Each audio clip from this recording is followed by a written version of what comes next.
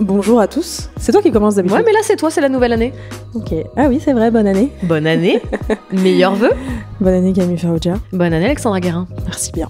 Donc, on se retrouve aujourd'hui, après les fêtes, pour un épisode spécial qu'on avait grave envie de faire depuis le début. En fait, c'était vraiment une idée que moi j'avais, qui n'est pas une idée. J'ai pas créé l'idée, évidemment, ça existe déjà depuis longtemps. Ah bon? Mais je trouve ça toujours hyper divertissant à regarder et à écouter. C'était les courriers du cœur, un peu. Courrier du cœur et courrier du chaos. Voilà, c'est ça aussi. Parce qu'il y a du drôle, il y a du joli et du moins joli. Et du coup, pour notre premier épisode, on s'est dit qu'on allait lire plusieurs histoires sans thématique. Juste, on va découvrir avec vous les histoires que vous nous avez partagées. Parce que, en gros, on a posté sur les réseaux de nous envoyer vos histoires par mail. Et donc, on va les découvrir ensemble. Et puis, si ça vous plaît et que c'est cool, on aimerait trop pouvoir faire un épisode récurrent, donc peut-être plus avec des thématiques, si vous avez des choses à nous raconter. Et on l'espère, parce que nous, on raconte beaucoup de choses, en fait, finalement. Et à un moment donné, on s'essouffle aussi. Ça fait quand même plusieurs mois que nous, on a des choses à vous raconter, donc ce serait bien que vous aussi, vous ayez des choses à nous raconter. Faites un effort. On commence ? C'est parti. Okay. Allez. Moi, je découvre, hein, parce qu'elle en a lu quelques-unes en amont. Moi, je découvre 100% là. Le titre, c'est Petite histoire lunaire. Donc moi, déjà, j'apprécie. Je pense que c'est un petit clin d'œil à ton gimmick préféré. Pardon. Mon histoire pose la question de l'amitié garçon-fille. Enfin, pas que. Je déménage loin de mes amis et de ma famille et dans cette nouvelle vie, je me noue d'amitié avec un mec. Il a genre 10 ans de moins que moi. Big up Camille. Je tombe très rapidement folle amoureuse. On crée une amitié très très fusionnelle et très ambiguë. Je lui avoue tous mes sentiments. Il me friendzone, mais il reste. Il reste accroché comme une moule à son rocher. Moi aussi je reste, je suis trop amoureuse. Ça crée une relation hyper toxique, faite d'espoir de mon côté face à un mec dont les paroles sont aux antipodes de ses actes. Pour illustrer, on dormait ensemble très souvent et en bons amis. Yes. Et le mec développait une sorte de somnambulisme du câlin. Oh. Quoi? Quoi? Et plus si affinité, t'es somnambule. Ok. C'est-à-dire des moments qui sous-entendaient un début de relation sexuelle ensemble qui se stoppait tout d'un coup. Et lui dit d'avoir aucune conscience sur l'instant de ce qu'il était en train de faire et aucun souvenir au réveil. Bitch what? Quoi? Il ment. Mais c'est lunaire pour le coup. Personne ne fait un début d'amour en dormant, en fait. Pour le coup, petite histoire lunaire. Il dit qu'il n'aurait jamais fait une chose pareille en bons amis. Ok. Ça paraît ridicule et pretty obvious, mais évidemment, quand j'ai googlisé somnambulisme sexuel, elle a googlisé. Elle est dévouée. Bah, évidemment. Chat GPT. Et que quand la personne est formelle, on se demande qui est fou dans l'histoire. Je n'aurai jamais le fin mot. On a fini par rompre l'amitié certainement trop tard. Je ne sais pas si vous échangerez cette histoire lors du podcast, mais j'espère, car ça fait toujours avancer de pouvoir avoir un regard plus lointain. Bah c'est une dinguerie ce que tu nous contes. Alors déjà, moi j'ai une question. Est-ce que vous êtes encore en contact aujourd'hui ? Non, apparemment non, d'après le récit.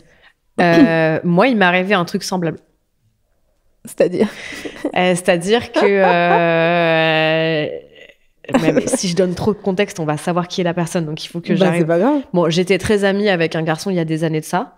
Bah, t'as beaucoup d'amis garçons, donc déjà c'est difficile. Et lors d'une occasion particulière, je suis allée le chercher.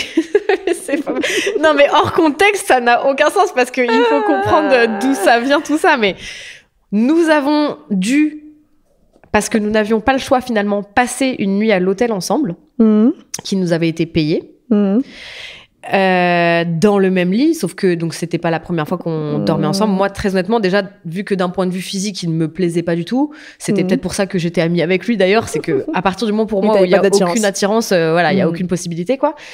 Voilà, moi, il y a jamais rien eu d'ambigu, contrairement à cette histoire. Et lorsqu'on a dormi ensemble, en plein milieu de la nuit, j'ai senti ses mains commencer à se balader au niveau de ma culotte. Alors oui, c'est une agression sexuelle désormais. Sauf que, selon lui, donc moi, immédiatement, je réagis, je repousse le truc et tout. Selon lui, il dormait. Et selon lui, pareil, aucun souvenir de ce qui s'est passé, aucun machin et tout. Donc moi, Bon, aujourd'hui, pareil, c'est très inquiétant. Cette personne ne fait plus partie de mon entourage. Bah, j'ose espérer. Mais du coup, ouais, qui croire? Attends, tu sais que moi, j'ai jamais fait la recherche somnambulisme sexuel, donc j'aurais bien aimé qu'elle détaille là-dessus, justement, savoir, qu'on nous dise ce qu'elle a trouvé, en fait, tu vois.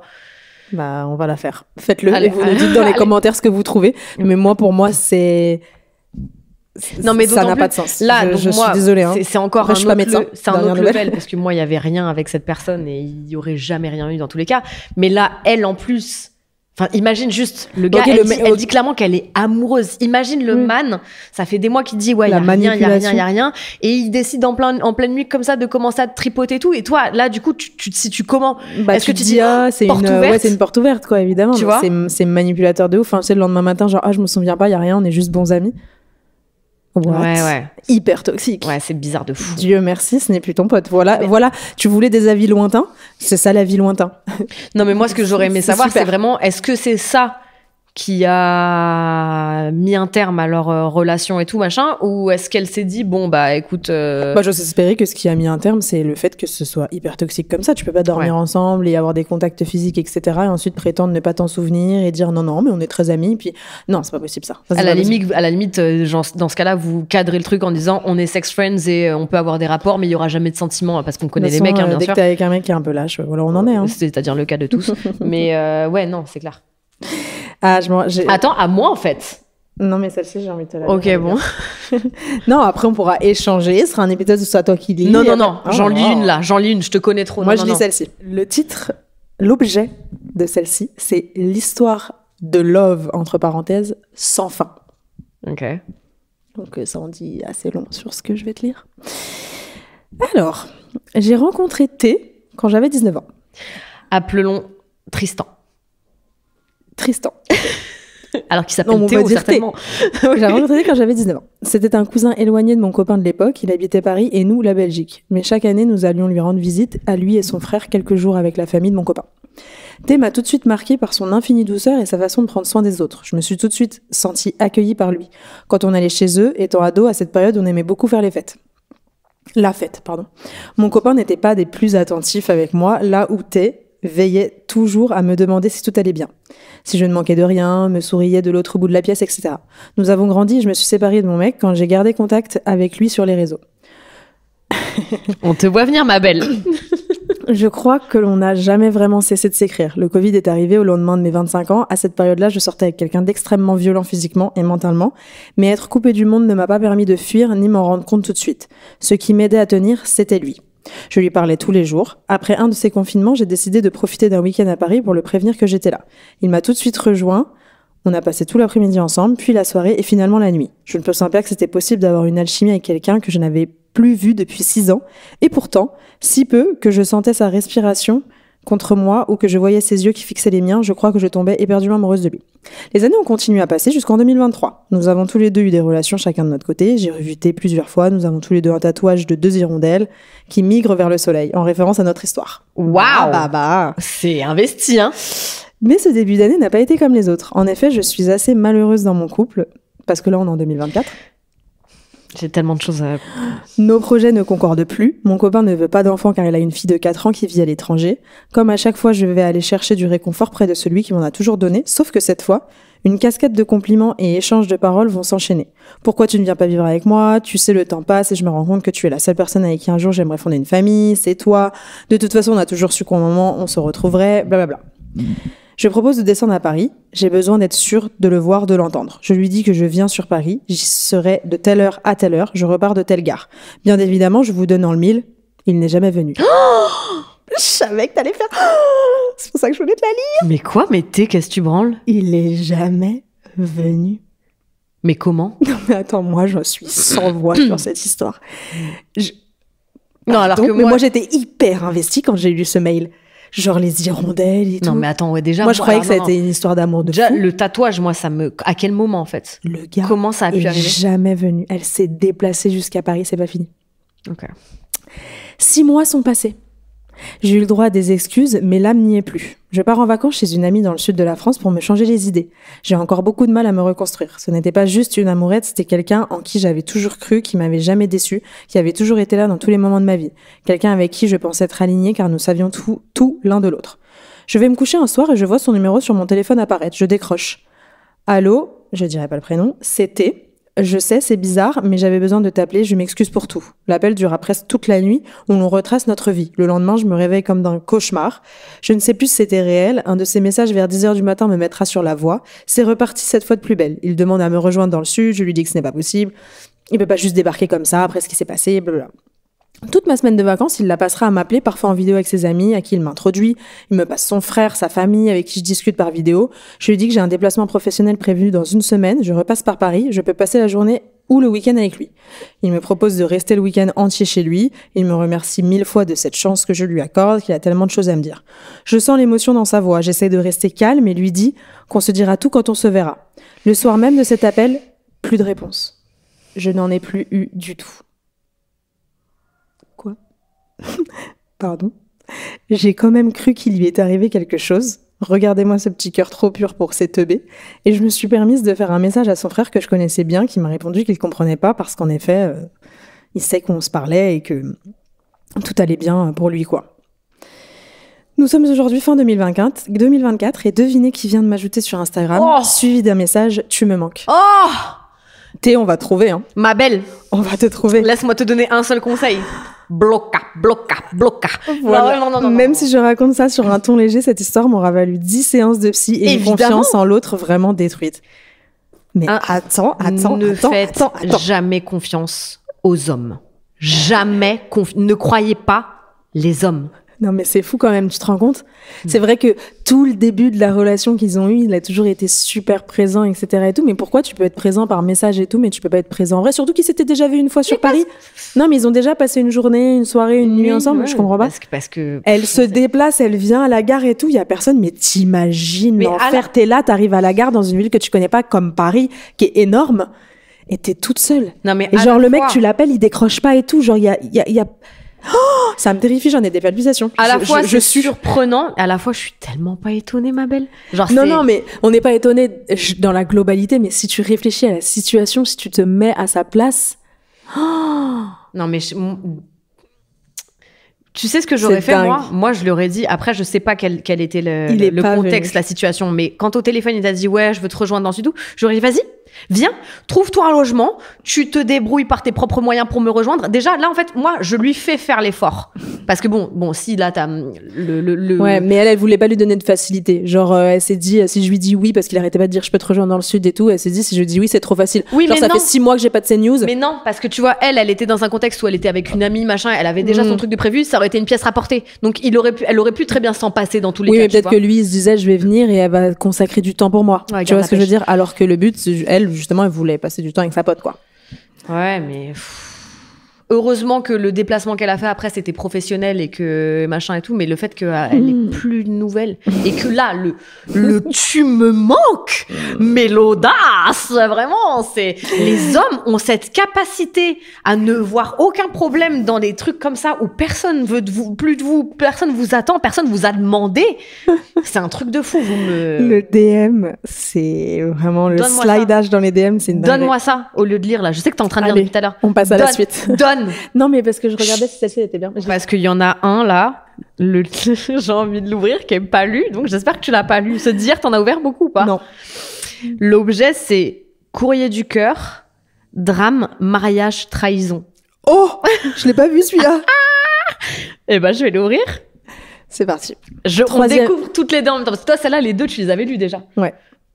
Troisième histoire. Coucou, moi c'est j'ai 29 ans et voilà ma petite histoire. Il vaut mieux taire les noms pour éviter les conséquences. Contexte. On va lui donner une nouvelle lettre de début de prénom. D est mon meilleur ami. On a 25 ans, on se connaît depuis qu'on en a 12, mais on se voit peu car j'ai déménagé dans une autre région. Je retrouve donc mon meilleur pote que j'ai pas vu depuis plusieurs mois dans un café à Lille. On passe la soirée ensemble et il m'annonce qu'il va se marier avec sa nana et que je suis invitée. Ils sont ensemble depuis 2 ans environ et je l'ai vu une fois. Je suis contente pour lui, waouh, je le félicite, le premier de mes potes à se marier. Mais juste après, il commence à m'avouer que c'est un peu sa dernière chance de me dire ce qu'il a sur le cœur. Oh non. Parenthèse, point d'exclamation, point d'exclamation, point d'exclamation. Non. Et il m'avoue qu'il m'aime depuis le premier jour. Oh là là. Il parle de moi comme d'une héroïne, il me met sur un piédestal. en me listant tout ce qu'il aime chez moi, il me dit des choses magnifiques qui semblent sincères. Aussi, qu'il n'a jamais pu saquer mes mecs car il était fou de jalousie. Jalousie, c'est encore pire. Jalousie, c'est un nouveau mot. De jalousie. Et qu'il arrivait que ce soit moi dans une robe blanche le jour de son mariage. Attends, quoi? Celle qu'il écrit. Je les déteste. What the fuck? Je me décompose et ne dis rien. Non mais déjà, immense problème. J'en ai des frissons. Déjà, comment ça t'acceptes de te marier? Bon, on en reviendra plus tard. Il enchaîne et ne s'arrête plus de parler, me donne plein de détails sur des situations passées et ce qu'il ressentait pour moi dans le secret. Je reprends ma voix pour lui dire qu'il n'a jamais été question de plus entre nous et que je ne comprends pas l'ambiguïté qu'il évoque à moitié. Il me demande s'il me plaît. Je réponds non, j'aime les grands. Horrible à dire, mais j'ai trouvé que ça sur le moment. En effet, il fait 1m65 le pauvre. Aïe. Sûrement vexé, il reprend d'un autre ton et me dit que je ne trouverai pas mieux que lui, car il me connaît par cœur, que sans lui je serais malheureuse. Il y va très fort. En gros, on doit être ensemble, c'est la seule chose possible pour être heureux. Moi, j'en ai des frissons je suis à sa place de sa femme, de sa future femme, en fait. Je suis en perte, là. Plus d'amitié possible d'après lui. Il avait ouvert son sac, il voulait tout quitter pour qu'on soit ensemble. Je me suis énervée à ce moment, car j'ai commencé à parler de sa copine, sa future femme. Voilà, merci. Et on s'est fortement engueulé, car je n'acceptais pas la situation de perdre mon pote et puis qu'il se marie dans ces conditions. C'est dégueulasse pour elle. Il a fini par m'insulter. On s'est quitté pour ça. On s'est quitté comme ça. Il est revenu très vite à la charge par message gentiment pour que je n'en parle pas et m'a bloqué des réseaux et de sa copine aussi. Il s'est marié avec elle 2 mois plus tard. Je n'ai pas été invitée finalement. Leur fils est né 7 mois après et on ne s'est jamais revus. C'est la chute? C'est la chute. Elle met à la fin et joyeux Noël. Mais du coup, je suis outrée, putain. Attends, mais... Non, mais moi, j'en ai des... Vraiment, tu vois, quand je te dis qu'on peut rien attendre des hommes... Mais j'en ai des frissons. C'est une dinguerie, c'est-à-dire... Enfin, en fait, moi, je me mets à la place de la femme. De sa femme qui a eu un bébé avec ce mec. Mais coûte que coûte. Même, elle m'a pas bloqué forcément par mail ou quoi, machin. Pigeon voyageur. Contacte. J'arrive, je sonne à l'adresse. Ouais, mais après, le problème aussi avec ces trucs-là, c'est que il y a plein de femmes qui vont pas t'écouter. Non, mais elles vont pas t'écouter. Oui. Elles vont me dire oui, c'est toi qui, non. Enfin, tu vois, elles vont pas. Ouais, mais si elle a des textos, peut-être qu'elle a des preuves par écrit, tu vois. Bon, après, en fait, c'est plus l'idée de se dire, là, tu brises le cœur d'une meuf. Ouais, non, mais avant le mariage. Il y a eu un enfant en plus. Non, avant le mariage. Oui, bah oui, maintenant qu'ils ont marié un enfant et tout, c'est plus compliqué, en effet, parce que bon, voilà. Et puis peut-être que lui, ça veut pas dire qu'il l'aime pas sa femme, ça veut juste dire qu'il aime plus. Bien sûr. L'autre, tu vois. Non mais et déjà rien tu que peux ça, aimer en fait, plusieurs personnes. Oui, complètement. Tu vois. Mais à partir du moment où déjà t'as de la, c'est ce dont on parlait tout à l'heure dans les amitiés. Redonne-moi ça en fait. Les amitiés filles-garçons. À partir du moment où t'as une attirance physique pour quelqu'un qui est censé être ton ami, en fait ça ne va pas. Surtout si tu décides de dire que là encore pire. On a déjà fait un épisode d'amitié filles-garçons. Non justement, il est dans la liste de ce qu'on doit faire parce que j'ai très envie de le faire. Ouais. Mais que en plus tu sens que littéralement tu tombes amoureux. Donc là on atteint des sommets. Mais moi, je suis terrifiée par cette affaire. Hein. C'est quand même une dinguerie de faire des choses pareilles. Genre, moi, c'est un truc... J'ai pas beaucoup dans mes relations été trahie, trompée et tout ça. Ça a dû m'arriver peut-être si je le sais pas, mais en tout cas, de ce que je sais, pas trop. Mais c'est un truc auquel je pense beaucoup. Tu sais, genre un jour, un matin, tu te réveilles et tu vois que ton mec, il a une double vie à... Oh là là là là là. Je sais pas, à Lille, tu vois, genre horrible. Et à ça aussi, de se dire... Tu sais, il y a quelqu'un qui m'avait dit ça la dernière fois. Je sais plus où est-ce qu'on m'avait dit ça. Par live ou par message, ou je sais plus si c'était avec toi, mais il y a quelqu'un qui m'avait dit, ouais, est-ce que c'est vrai, tu vois, que... ah non, c'est quand je faisais mes ongles, qu'on pense que les mecs, ils sont toujours amoureux de leur premier amour.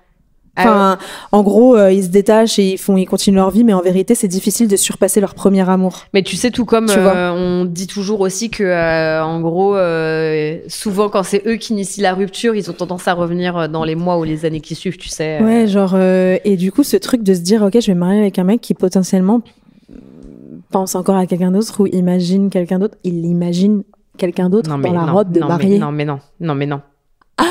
Je peux pas m'en remettre. Non. Je suis terrifiée. Ça donne envie de se marier, en tout cas. Dernière histoire. Enfin non, avant-dernière histoire. Avant-dernière histoire qui a le même titre qu'une autre. Histoire d'amour lunaire. Ah bah tiens, très marrant ça. Ah, j'aime bien quand vous avez les mêmes expressions que moi.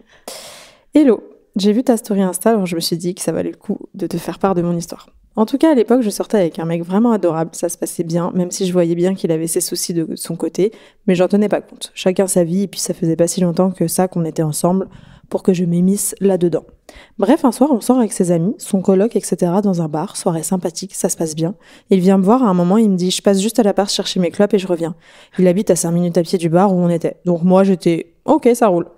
30 minutes plus tard, ça fait long. Le boug est toujours pas là. Je vais voir son coloc en lui demandant s'il l'avait pas vu, il me dit que non. Donc on décale à l'appart, le coloc voulait rentrer dormir et moi chercher mon mec. Et là, on arrive, il y avait plus ses meubles, plus ses sapes et plus ses affaires. Franchement, on n'a rien compris. On se regardait grave comme des cons. Il répondait pas aux appels, ni aux messages. Le mec a disparu. Le pire dans tout ça, c'est que depuis, on sait toujours pas ce qui lui est arrivé, ni où il est vraiment. Il a jamais redonné signe de vie à qui que ce soit. Voilà. Il lui a fait une Véronique Sanson. Non, mais ce qui est quand même extraordinaire, c'est de te dire, ces meubles, même si c'est un tabouret, le mec a eu la présence d'esprit de récupérer. Il a loué un camion. Non, mais comment tu, ouais. Il a loué une camionnette au Carrefour, Leroy Merlin ou tous ces trucs-là. En plus, il a débarqué en pleine nuit, sorti du bar avec sa petite camionnette. Il a pris son armoire, sa commode et sa table de nuit. Je suis excédée. Non, mais là, en plus, comment ça ces meubles? Éclaire-nous parce que. La porte ouverte à tout. Tu te dis, mais attends, il s'est fait enlever par... Non, mais oui, alors, elle n'a pas mentionné ça, mais j'imagine qu'ils sont passés par une phase d'inquiétude. Bah ouais, mais donc, s'ils ont jamais eu de nouvelles... Mais en même temps, s'il a plus ses meubles, il veut pas s'être fait enlever ou être tombé dans un ravin. Enfin, je sais pas, peut-être il y a un mec qui est venu et dit, tu prends tout, même tes meubles. Tu vois, on sait pas. On sait pas vraiment. C'est... Non, mais imagine. Bon, en fait, ça va, t'as dit que ça fait pas très longtemps qu'ils étaient ensemble, donc fort heureusement, voilà, tu vois. Non, mais même son coloc, il se retrouve... Oui, voilà, déjà, en fait, le mec, il va se retrouver à devoir peut-être assumer un loyer intégralement. Non, mais même, du coup, tu vas à la police déclarer ça. Mais comment bah non, il a pas disparu, il a ouais, mais a en quitté. Plus, il est majeur. Je sais pas comment ça se passe dans ces cas-là. Quand t'es majeur et tout, t'as plus de... Enfin, si, je sais pas. Peut-être qu'il faisait partie d'un gang ou un truc comme ça. Peut-être que c'était un témoin. C'est un témoin clé qui était sous... comment tu dis les témoins Ah non, oui, sous protection. Sous protection, et il avait failli... il a été reconnu par, je sais pas, et la police sont venus, lui ont dit, il faut changer d'identité. Imagine, c'était un agent secret depuis tout ce temps. Oh, j'adorerais. D'un coup, t'as une vie comme ça, et en fait, on te change de mission, donc tu... Ouais, c'est vrai. Tu quittes tout, quoi. On rigole, mais le trauma, quand même. Ouais, de fou, surtout, de pas savoir ce que le gars a eu, quoi. Tu vois. Même si, ok, ça fait pas longtemps que vous êtes ensemble et tout, j'imagine que quand t'as un copain, t'as quand même un petit peu d'émotion pour lui, un petit peu de sentiment. Normalement. Un minimum.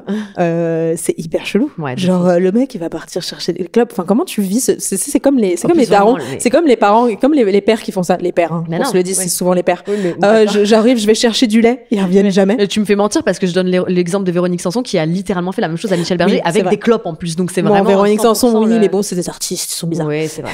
Tout ça pour se mettre avec un Américain. Dans Queer, là. Ouais, Queer, ouais. Il y en a, et le deuxième épisode. Mais oui, qui lui écrit de la taille, non, pas des Philippines. Ouais, j'ai craché un truc gigantesque. Pour lui dire, qui lui écrit, non, il était parti en voyage ou je sais pas quoi, d'affaires. À la base, oui. Ça faisait 20 ans qu'il était avec sa femme et il avait 4 enfants, hein, je sais plus, 2, 3. 2. Non, 3, il y en avait un qui n'était pas dans l'émission. Ah oui, c'est vrai, exact, 3. Et il finit par l'appeler en disant, voilà, je suis pas en voyage d'affaires, je suis aux Philippines. Ouais. Et genre, en gros, je rentre plus. Mais surtout, 2 ans plus tard. Plot twist. Elle reçoit un mail sur Facebook d'une femme qui lui dit, c'est quoi qu'elle lui dit, l'autre? Elle lui dit, est-ce que vous savez où est machin? Ah oui, voilà. Elle dit, mais non, enfin, ça, j'ai plus de contact avec lui. Il dit, mais pourtant. Non, elle dit, vous êtes qui? Et elle lui dit, vous êtes sa sœur. La dame des Philippines, elle dit. Non, elle a dit, vous savez qui je suis?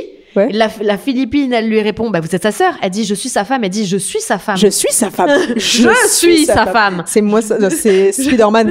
je suis sa femme. Non, donc, imagine. Une dinguerie. Et du coup, toutes les deux n'avaient plus de news de lui. Ouais. Donc on sait pas où il est, en fait. Il a une 3e femme au Groenland. C'est fou, hein. Non, mais incroyable. C'est bon, bref. Encore une fois. Cette histoire est dingue. Les hommes. Ok, c'est bon. Allez, je crois qu'on peut lire la dernière. On en a assez raconté. Très hâte. C'est parti. Alors. En voyant votre story, je me suis dit que c'était le moment de raconter cette histoire traumatisante. Pour essayer de simplifier, j'étais en couple pendant 3 ans. J'étais H24 avec lui. Ça a duré de 20 à 23 ans. Bon, on est jeunes, mais du coup, on est tout le temps ensemble, ce qui est logique. Jeune et ambitieux, comme dirait l'autre. Voilà. Je connaissais sa famille, je passais beaucoup de temps avec eux, etc., etc. Et pour contextualiser, c'était l'homme qui émanait une bienveillance envers les femmes, qui avait été élevé par des femmes et qui montrait envers les femmes un respect énorme. Tout le monde nous voyait comme le couple Gaulle. Ah ah ah. Quelle a été la surprise de découvrir que pendant nos 3 ans, il a été en couple avec une autre fille pendant plus d'1 an. Oh, c'est la chute. On s'arrête. Mais ce n'est pas ça le pire ni le plus drôle. Ah, c'était pas la chute. Waouh. Comme je disais, j'ai passé beaucoup de temps avec lui. Donc au début, je me suis dit, mais comment il a fait ? Bah oui. C'est ce que je disais juste Elle avant. commence par dire, on est H24 ensemble. Et comment il a fait ? Car oui, il ne s'est jamais trompé de prénom, ni même jamais fait de gaffe ou autre chose qui aurait pu éveiller ma curiosité. Putain, ça me terrifie. Ça me hisse les poils. En plus, moi, je suis dans une relation à distance, donc ça me terrifie. Les mecs, quand tu leur demandes de se souvenir des trucs les plus basiques possibles, ils en sont incapables. T'as beau répéter, machin, ce que tu leur dis, ce que tu fais, ton programme de la journée et tout, machin, faut que tu répètes parce qu'ils se souviennent pas. Mais t'inquiète pas que quand c'est dans le vice, qu'il faut pas se tromper entre le prénom de leur meuf et tout, là, ils sont très forts. Quand il s'agit de tromper, il y a du monde. Il y a de la ressource. Avant d'annoncer la chute, si après des florilèges de ce qu'il a pu faire pour cacher sa double relation. Il avait été en Suisse. Ah, je suis terrifiée. Il avait été en Suisse avec sa famille. On avait fait des FaceTime, donc j'en avais bien la certitude. Sauf qu'il me dit qu'il va rester quelques jours de plus pour voir plus sa famille. En majuscule. Il est rentré chez lui et a passé 1 semaine avec elle pendant que moi je taffais. Et avant nos vacances ensemble, sinon ce n'est pas drôle. Il avait aussi différentes versions de vie entre elle et moi. Avec moi, il aimait le McDo, mais avec elle, il aimait Burger King. Cela paraît pas grand-chose, mais quand je vous dis que même sur le décès de son père, les 2 histoires étaient différentes, 50 petits points. À un moment donné, ça n'allait plus trop. Il a voulu qu'on aille voir un psy pour nous deux. Oui, un psy de couple pour nos 23 ans. Mais le plus drôle, c'est qu'on l'a fait aller voir le psy pendant qu'il avait toujours cette autre relation. Je vous raconte pas le prix de la séance pour raconter des mensonges. Mais ravagée. Alors, attends, c'est fini ou pas? Parce que donc elle est rentrée en contact avec cette fille pour savoir qu'il y a eu des... C'est fini. Tous les cadeaux que j'ai pu lui faire et des beaux cadeaux. Je ne sais pas si vous voyez le magazine sorti par Frank Ocean, Boys Don't Cry. On voit ma belle. Très dur à trouver et cher à la revente. Je l'ai trouvé pour 350 €, 60 € de base. À elle, c'était un truc qui s'était offert tout seul et il avait bien galéré à trouver. Encore une fois, En vacances en Italie, il envoyait des photos que je prenais de lui à cette autre fille en disant que c'était sa sœur qui l'avait pris en photo. J'ai envie de vomir. Mais justement, vient le moment assez drôle où, en Italie, à Positano, exactement, où le décor est assez reconnaissable, je poste une photo sur Insta en identifiant une influenceuse, Lena Situation. Big up Lena. Car je portais sur cette publication un t-shirt de sa collection. Je vous mets la photo en dessous. Me dis pas que la meuf, elle... Pas de bol pour lui. Elle m'a republié en story avec à l'époque environ 2 millions de followers. J'avais déprivatisé mon compte Insta, ce qu'il détestait, en disant que je souhaitais le regard des autres, alors que c'était pour son bien. C'est grâce à Lena, l'autre, Ça, c'est vraiment les mecs, tu sais, genre, ah non, pourquoi tu postes? Tu veux trop qu'on te voit. Ouais, t'as trop besoin qu'on te dise que t'es belle. Mais ferme ta gueule. Tu te rends compte? Non, mais attends. Pourquoi tu te maquilles pour sortir? L'autre la suivait. Léna, merci d'avoir reposté. Tu vois, comme tu sauves des vies. Hein. Tu vois, les gens disent, ouais, l'influence, vous servez à rien. Vous c'est la culture du vide. Non, regardez. On sauve les gens. Les femmes. D'accord. Wow. Et malheureusement pour lui, l'autre fille suivait Léna et a cliqué sur mon compte. Quelle a été sa surprise à elle de voir des photos avec lui et en story pendant nos vacances. Et le truc le plus fou, c'est qu'elle l'a encore embrouillé pendant nos vacances sans que je ne remarque rien. Vraiment, j'avais trop confiance en lui et jamais je n'aurais fouillé dans son tel. Donc le mec poker face, quoi, il a fini par lui dire qu'il m'avait quitté. Donc ils ont continué, sauf qu'il ne m'avait pas quitté, bien évidemment. Mais attends. Moi, first thing first, je vois ça, j'écris à la go. J'écris même pas au gars. Non mais... Je DM la meuf en disant, mais attends, ton mec, c'est mon mec. Attends, mais la phrase d'après, elle est lunaire. Sa mère était au courant.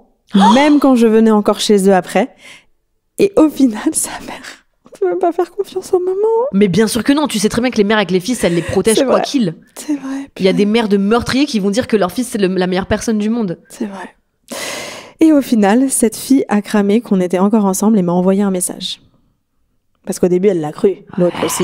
Est-ce qu'il est fort? Il a l'air très fort, ton pote. Ouais. Donnez-nous son compte, qu'on le mette en barre d'infos. Comme ça, personne ne rentre plus jamais en contact avec lui. Faire un documentaire sur lui, tu sais, comme le documentaire sur Netflix, là. Le gars de Tinder, là. Oh, il y a énormément de trucs, mais je vais pas vous monopoliser. Si. Mais en tout cas, après des belles séances de psy, de reprise de confiance en moi, aujourd'hui, j'ai presque 27 ans. Je suis en couple depuis 2 ans avec quelqu'un de sain. Je suis terrifiée. Donc, ne jamais perdre espoir, même si le chemin vers la guérison peut être long. Mais attendez, moi, je pense que tous les hommes... J'ai la photo. J'ai la photo en pièce jointe. Tous les hommes devraient payer d'avance en se mettant en relation avec une femme pour les séances de psy, parce que là, toutes, elles nous disent qu'elles sont allées chez un psy. Faire une cagnotte. En tout cas, t'es trop belle, ma puce. Ouais, vraiment. T'es grave belle, donc vraiment, il te méritait pas ce tocard là. Tu mérites mieux, la photo est incroyable. Photo est canon. Ouais. Non mais moi je trouve ça fou ce qui peut se passer via les réseaux sociaux. T'imagines ? Ouais, on critique beaucoup les réseaux parfois parce que c'est notre travail, mais on critique aussi en disant oui, la santé mentale et tout. Cela dit, c'est très pratique. Ah ouais, tu découvres des choses. Le FBI en sueur. Je sais pas si t'as vu, rien à voir, mais il y a une fille là qui a fait, j'ai pas vu toute l'interview, mais il y a un extrait qui est sorti qui explique qu'elle était sur Tinder et que, en gros, je sais plus comment ça s'est passé. Elle s'est rendue compte qu'ils emmagasinaient des informations, des données personnelles. Et comment elle a fait ? Enfin, en gros, bref, elle finit par demander à un avocat de l'accompagner là-dessus parce que je sais plus pourquoi elle veut récupérer ses données personnelles. Tinder lui envoie un dossier de 800 pages. Oula. Parce qu'en fait, quand tu lis, t'associes tes réseaux sociaux et tout, bref, via Facebook et tout machin, ils savaient tout d'elle. Bah oui. Et donc, en fait, ils ont une note qu'ils appellent, je crois, la note ELO, E-L-O, qui en gros est ta note de désirabilité, donc qui est uniquement en interne sur les applications. Et selon ta note, évidemment, on va proposer ton profil à certains autres profils. Et en gros, elle expliquait que plus un profil qui est considéré comme très attrayant va te liker, plus tu vas augmenter. Plus, en gros, tu perds des points si même des profils qui paraissent nuls te zappent. Donc, en fait, c'est comme ça qu'on calcule. Et en gros, ils ont tout un algorithme qui fait que quand tu mets ton niveau d'études et tout machin, si donc ils arrivent à établir un QI et tout de la personne via tes formations, ton métier, tes revenus, tout ça. Et le but de l'application, c'est de faire en sorte que les mecs soient toujours supérieurs aux femmes. Donc en fait, ils essayent de proposer des femmes qui ont des niveaux de vie ou en tout cas je peux pas dire intelligence, mais voilà. Moins bref, quoi, que ce soit le mec qui soit provider, quoi. Voilà, qui se sentent en gros supérieurs, machin. C'était créé par des hommes de toute façon. Évidemment, mais donc tu vois, tu te dis, mais même sur les apps, bon, de toute façon, ça n'étonne personne, hein, on se doute bien que sur les applis de rencontre, il y a des trucs dégueulasses comme ça, mais donc ils ont refusé de lui donner sa note de désirabilité. Ils ont dit, en revanche, on va vous donner vos données personnelles. T'imagines 800 pages à ton sujet. Mais donc, il y a des choses à dire, apparemment. Sur Internet, sur les réseaux, sur machin et tout, c'est vraiment, tu peux tout est trouver. Possible. Tout est possible. Ouais. Enfin voilà, en tout cas, merci de nous avoir écoutés. On a encore reçu plein d'autres histoires, donc on pourra refaire un épisode si ça vous a plu. Mais on va en tous les cas, ah ouais. Ça nous a beaucoup plu. Ah ouais. C'est extrêmement divertissant. J'ai adoré la dernière. Des vies palpitantes, parce que moi, si on me demande de raconter, j'ai rien à dire. À part mon mec que j'ai rencontré dans la rue, ça s'arrête là. Non, moi j'ai plein de choses à raconter. Oui, toi, oui. Voilà. Eh ben, merci d'avoir écouté ce premier épisode de l'année. Encore bonne année, plein de bonnes choses pour ce mois de janvier. Et puis, on se retrouve la semaine prochaine. Bisous. Ciao. C'était Piquante, le podcast de Camille et Alex, qui est produit et réalisé par Benjamin Septem-Ours.